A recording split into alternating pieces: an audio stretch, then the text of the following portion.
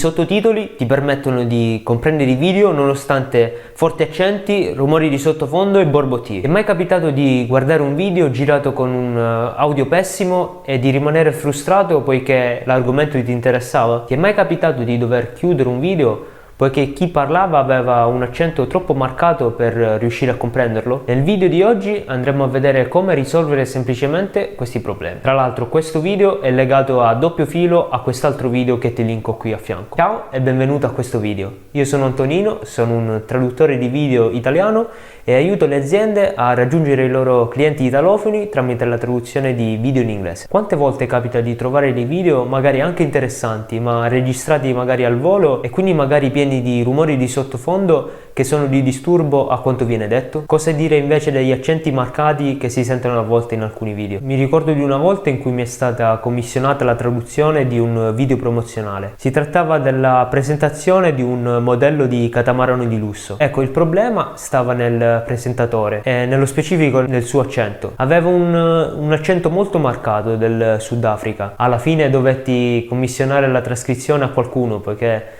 per me l'audio era quasi incomprensibile. Tolto questo piccolo problema poi è andato tutto liscio.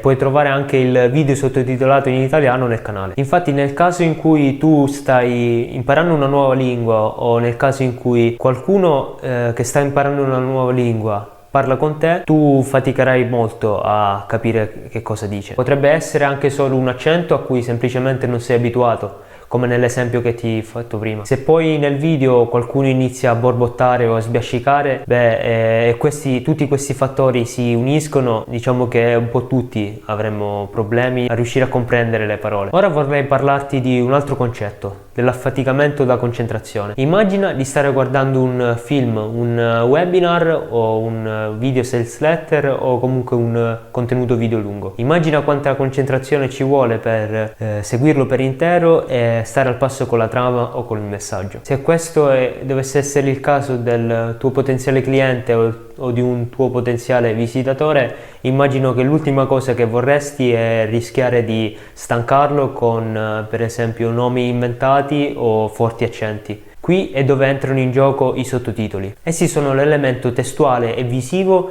che possono portare chiarezza ai tuoi video di cui magari necessiterebbero. Inoltre riducono anche la probabilità di stanchezza da concentrazione. Spero che questo video sia stato utile per te. Prima di lasciarti però vorrei parlarti di cosa posso fare per te. Se ti sta interessando il mondo dei sottotitoli, sei un imprenditore, un filmmaker, un manager o hai a che fare con i video e desideri affidarti ad un traduttore specializzato nella traduzione di video dall'inglese all'italiano, allora clicca nel link in descrizione per scoprire i miei servizi e contattarmi. Ciao e a presto!